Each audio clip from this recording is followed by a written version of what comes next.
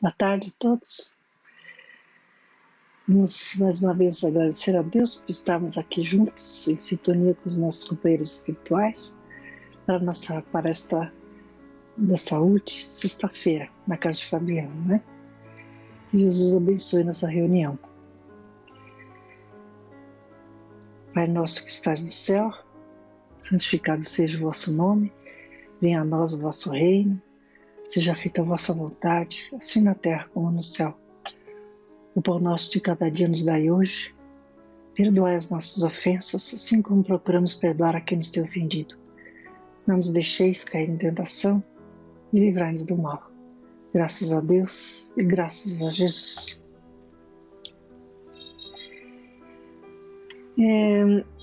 Eu li um artigo recentemente sobre um assunto do nosso olhar, né? Eu achei interessante trazer essa questão para cá, né? À luz do Evangelho e da literatura espírita, né? E então queria trazer essa reflexão aqui para nós, né? Como está o nosso olhar? É pelo olhar que percebemos, né? Que captamos e interiorizamos as experiências e ensinamentos da vida.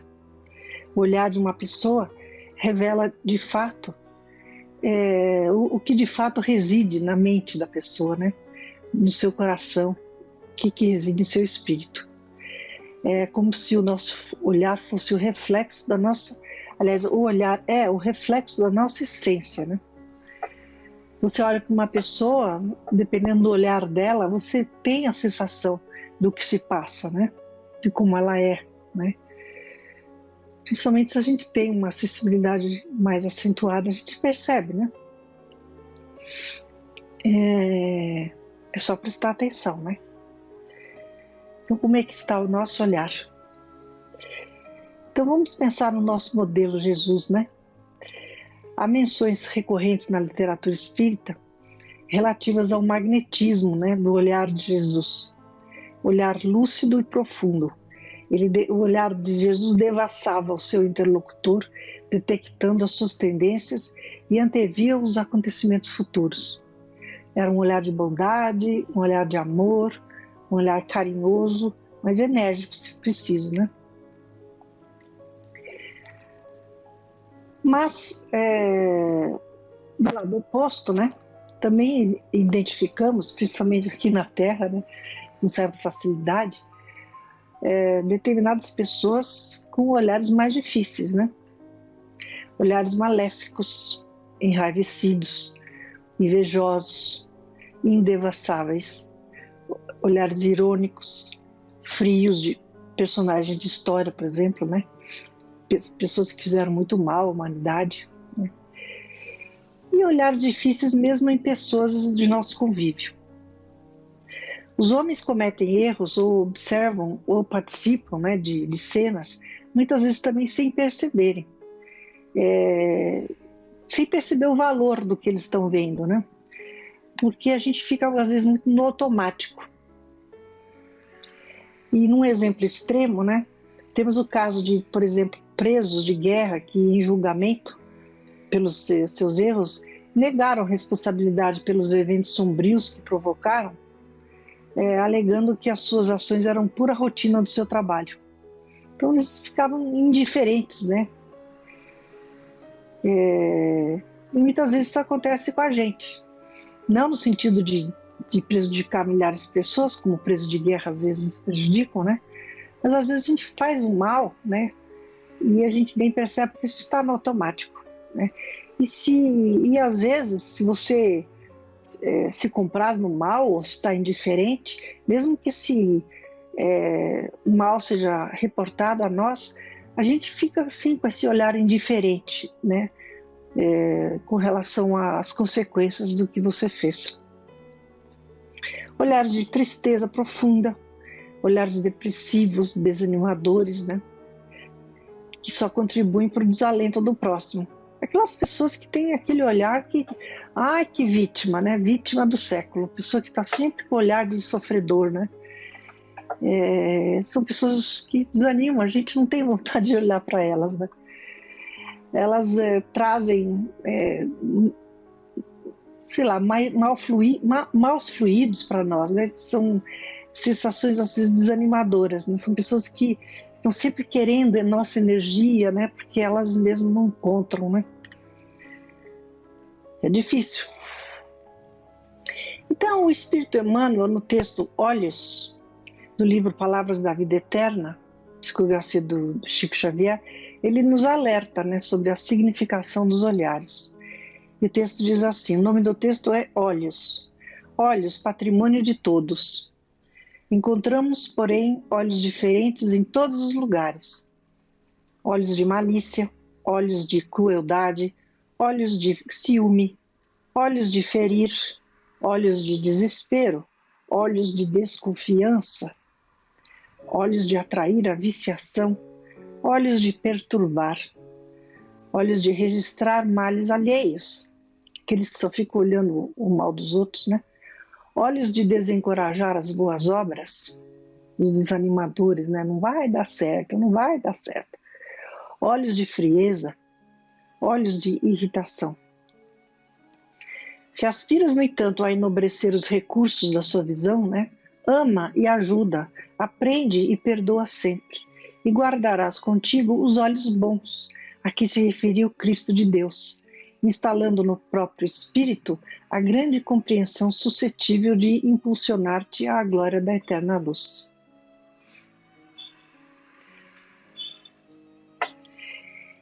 Então é pelos olhos que observamos o que acontece à nossa volta e o nosso olhar reflete as nossas experiências. Há muitas lições a assimilar, né?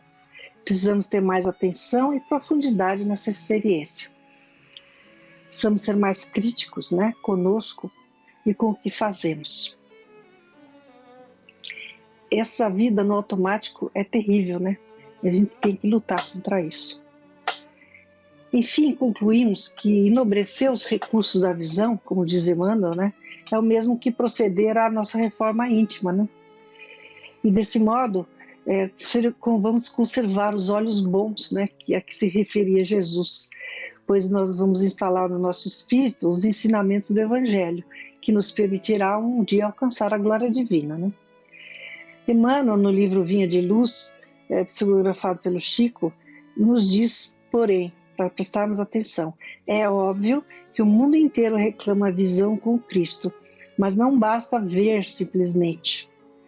Os que se circunscrevem ao ato de enxergar simplesmente podem ser bons narradores, excelentes estatísticos, entretanto, para ver e glorificar o Senhor, é indispensável marchar nas pegadas do Cristo.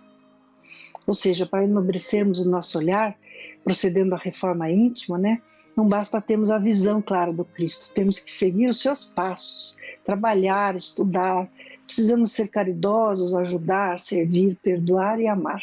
É colocar em prática, né? Deus vai nos julgar de acordo com as nossas obras, né? Se o nosso olhar começar a refletir compreensão, bondade, paciência e humildade, entre outros atributos positivos, né?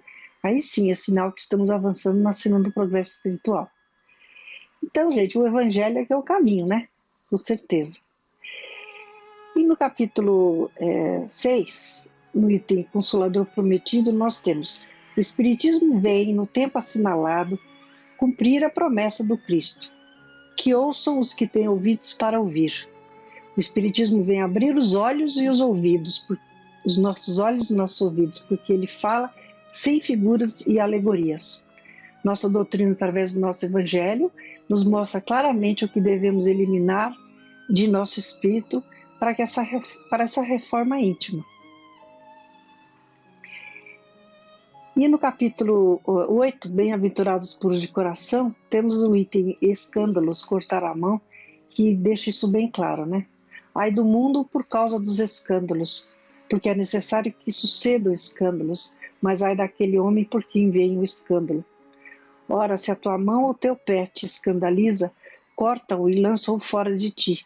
Melhor te é entrar na vida manco ou aleijado do que, tendo 2 mãos ou 2 pés, ser lançado no fogo eterno. E se o teu olho se escandaliza, tira-o e lança-o fora de ti. Melhor te é entrar na vida com um só olho do que tendo dois ser lançado no fogo do inferno. Palavras duras, né? Que significam simplesmente a necessidade de destruirmos em nós todas as causas de escândalo, ou seja, as causas do mal, né? Destruirmos em nós o mal. É necessário arrancar do coração todo sentimento impuro e toda tendência viciosa. Melhor ser privado da vista do que permitir que seus olhos lhe suscitarem maus pensamentos. Então temos que nos livrar de tanta coisa, né? Nossas mazelas morais, como eu tanto falei na palestra anterior. É o orgulho, né? Aliás, o orgulho é o primeiro da fila, né? É a venda que tapa os olhos dos homens. A pior fonte dos nossos males. Deus, na sua sabedoria, sabe que não adianta apresentar a luz aos cegos. Como hábil médico, ele castiga sempre primeiramente o orgulho. Eu estou resumindo esse comentário, mas já sabemos, né? O orgulho sempre é a nossa maior mazela. A cólera, né, que nos animaliza muitas vezes, né? Apego a bens terrenos, né? Temos que nos lembrar que a queda é tanto mais terrível quanto mais alto tivermos nos elevado e nos apegado à matéria. Precisamos ter equilíbrio quanto ao que valorizamos. Maus pensamentos, ódio, inveja, ciúme. Para o invejoso, ciumento, o que odeia, não existe repouso, são tormentos incessantes, impostos pelo domínio do mal. Jesus nos ensinou que a verdadeira pureza não está apenas nos atos, mas também no pensamento, né? Muitas vezes temos tudo isso em pensamento, né? A crítica e julgamento. Um dos caprichos da humanidade é ver cada qual o mal alheio. A gente adora ver o mal dos outros, né? Então Jesus nos disse, não julgueis para não seres julgados. Aquele que estiver sem pecado, que atire a primeira pedra. Fica bem claro, né?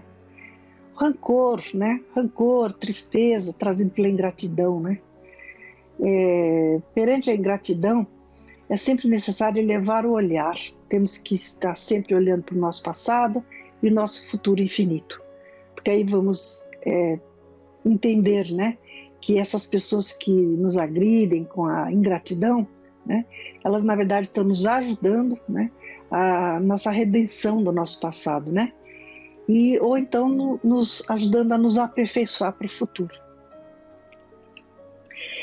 E o bispo Adolfo de Alger, né, no capítulo 7, Bem-aventurados os pobres de espírito, nos dá um alento, né? Pobre raça humana, cujos caminhos foram todos corrompidos. Temos tantas mazelas, né? Reanimai-vos apesar disso. Na sua infinita misericórdia, Deus envia um poderoso remédio, abrindo os nossos olhos à luz do Evangelho e da vida espiritual. E no convívio com nossos irmãos, né, que se foram e agora estão de volta, aprendemos os nossos verdadeiros deveres e as virtudes, né, que são mais eficazes para obtermos a graça do Eterno. Então, graças a Deus, temos aí o Evangelho para nos indicar o caminho, né? Temos que ter paciência, muita paciência, né? Paciência é uma forma de caridade. Sempre olhar para o alto, né? Para não valorizar demais essas coisas difíceis que acontecem na nossa vida.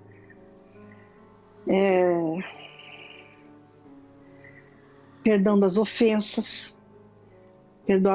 Perdoai os nossos irmãos como tendes necessidade de ser perdoados. Temos que lembrar sempre disso. Temos que ser indulgentes, né?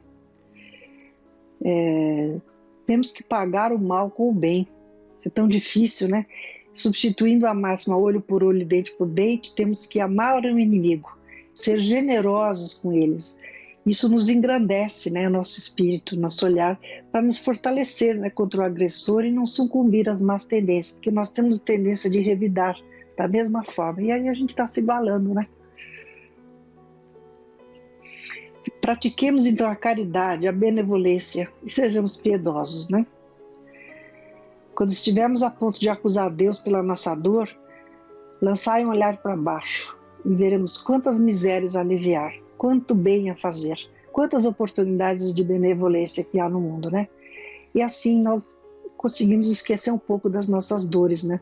Busquemos a paz através da caridade. Sejamos piedosos diante das misérias e dos sofrimentos dos nossos semelhantes.